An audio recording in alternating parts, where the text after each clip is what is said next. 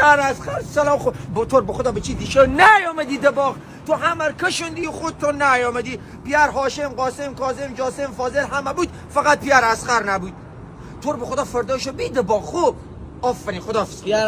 احمد سلام خستم سلام شما یک چیز مستم بگم رومون هم شده ای تو به خدا برو بومر بگو همیشه وا که حقیقتا مری جا مادر احمد این پرده خانه خور بکن به چی؟ دیشه بچه تا صبح داشتن تو اتاق تو نگاه میکردن و مخندیدن خب بذار بخندن چون اصلا به دیشه به خانه نبودم فهمه نداره یعنی نه ساده خیره. نه بیا ها بیا دیشه پیار از خرم به باغ نیامد خوب یعنی پیار از خرم مادر احمد هی هی هی